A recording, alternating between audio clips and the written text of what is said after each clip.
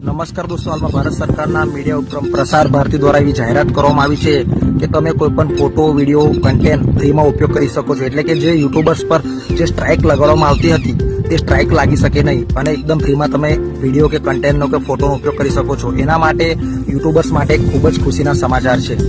આ તરફ એએનઆઈ અને યુટ્યુબર્સ વચ્ચે ખૂબ જ વિવાદ ચાલી રહ્યો છે.